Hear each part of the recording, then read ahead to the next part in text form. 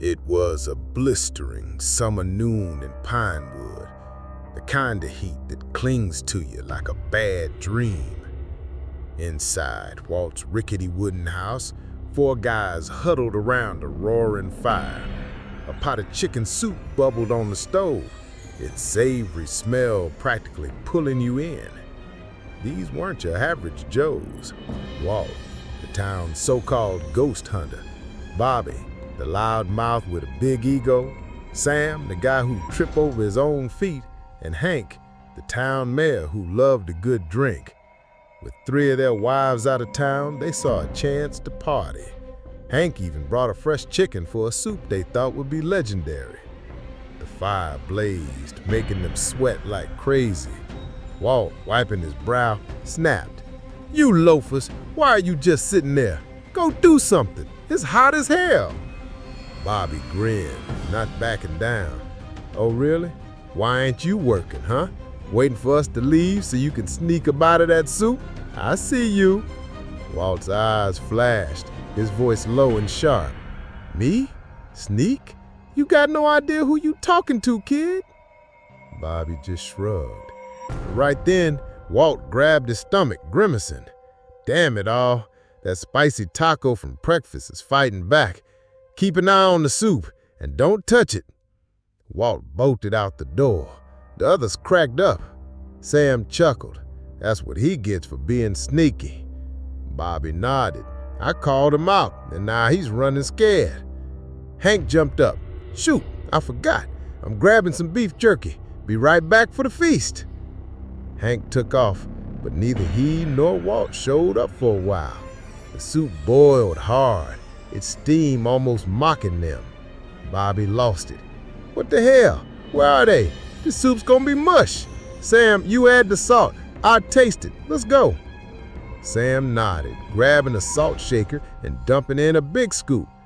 Bobby stirred, sipped, and shook his head. "Tastes like nothing. Pour in more." Sam added another heap. They tasted again, still bland. They kept going, emptying the whole shaker, but the soup stayed weirdly tasteless. Bobby fumed. "What's wrong with this? Is the salt fake?" Sam frowned. "No way, this salt's the real deal." Bobby took another sip, realizing the broth was cold. He glared at Sam. "Hold up, what spoon are you using?" Sam blinked. "The one you handed me. It's bland, man." Then it clicked. The 2 dummies had been using the same spoon, tasting the same old broth over and over, missing the mountain of salt they'd added. Just then, Walt and Hank barged back in. Walt shouted, "You done? I'm starving here." Bobby mumbled, Yeah, it's good to go, boss." Walt scooped up a spoonful, blew on it, and slurped, but right away he spat it out, spraying Bobby's face. He bellowed, "You idiots! Did you pour in a whole salt lick? This is like drinking the ocean." Bobby turned beet red, and Sam started blaming him. The soup was a salted disaster. They tried diluting it in another pot, but it turned into a sad, watery mess with no chicken in sight. Walt groaned, "Lord, why me? One good chicken, and now we've got dishwater." In the end, Walt called the whole town over to share the flop. Everyone got a bowl of thin broth with a few chicken bones floating around. The 4 guys sat there drinking and nearly crying over their ruined meal. As the sun dipped low, Ben, plumber, shuffled down a dirt road in Pinewood. He had night blindness, and even in the fading light, his eyes struggled. Suddenly, the world went dark, like a black fog had swallowed everything. He rubbed his eyes, but saw only shadows. Then, from somewhere far off, a woman's sob pierced the air, mournful, icy, like it came from beyond the grave. The cries seemed to circle him, now distant, now close, sending shivers down his spine. He rubbed his eyes again, and the road flickered back, but the sobbing didn't stop. He looked around. Nobody. Then the wail hit him right in the ear. By the roadside, a young woman sat, head down, crying her heart out. His blood ran cold, but he stammered, Who are you? Why you crying?" She raised her face, her skin white as bone, blood dripping from her eyes. Her lips curled into a twisted grin. "My husband beat me dead. Help me." Ben screamed, tearing down the road, yelling, "Ghost! I saw a ghost! Somebody help!" The woman's sobs faded. She stared after him, her face heavy with sorrow, then melted into the dusk, leaving a chill that lingered in the air. The next morning, Pinewood was alive with news that electricity had finally come to town. Walt, Bobby, and Sam were among the first hooked up. Walt, all smiles, got ready to light the first bulb. Bobby leaned in. "Yo, boss, let me flip the switch. I'm hyped." Walt rolled his eyes. "What, you that stingy? Fine, go ahead." Bobby pulled a round white thing from his pocket. Walt jumped. "What's that? Put it away." Bobby looked confused. "It's just a bulb from Uncle Carl. What's your deal?" Walt coughed, embarrassed. When the switch flipped, the bulb shone bright and the town cheered. Walt told Bobby to bring it inside. Bobby climbed a chair, forgot the bulb was hot, grabbed it, and burned his hand, crashing down with a howl. Walt sighed, freaking useless. That night, Walt woke to a piercing wail. He grumbled, "What's crying in the middle of the damn night?" He opened the door, staring into the inky blackness. Nothing. The sobs grew sharper, so he stepped onto the road, seeing no one. Then a freezing hand brushed his shoulder. He whirled around, heart racing, to see his wife, Lucy. He snapped, "Why are you creeping up on me? I heard crying." Lucy didn't answer, heading back inside. Walt frowned. She'd been out all evening, so how was she already home? Later, the crying came again, right beside him.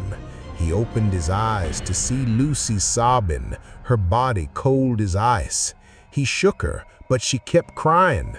Then she looked up, showing a pale, bloody face that wasn't hers. Walt screamed, waking up.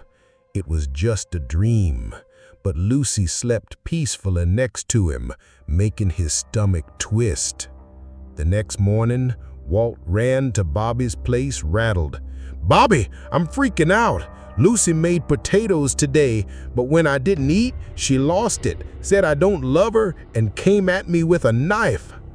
Bobby blinked. "Why is she so pissed? Maybe because you skipped her potatoes?" Walt scowled. "They weren't even cooked. I'm cursed."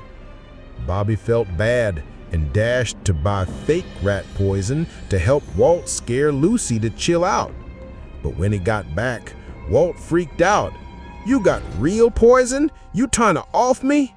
As they bickered, Sam rushed in saying a guy named Lazy from the next town threatened to pound him. They hatched a plan.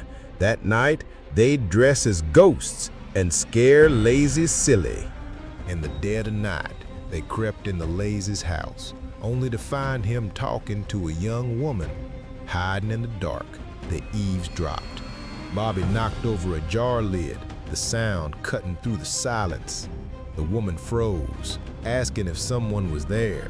Lazy shrugged it off, but the trio let out ghostly moans, making her bolt out, screaming about a haunted house. Lazy, shaken, begged for mercy, but soon caught their voices. They barely got away. On the way back, Bobby and Sam heard a ghostly sob. They turned to see a woman by the road, her feet floating above the ground. Definitely a ghost. They panicked, yelling for Walt, but he'd already snuck home to sleep. The spirit appeared on Bobby's back, making him flail and curse. Sam tossed one of Walt's charms and the ghost vanished, but the charm ripped, useless. The spirit came back, and Sam, trembling, begged forgiveness, pointing her to Walt's place. She nodded and drifted off into the shadows. Walt, sleeping, heard cries outside. He stomped to the door, saw the ghost, and, skipping the charms, smacked her right in the face, shouting, "You know what time it is, quit wailing and let me sleep."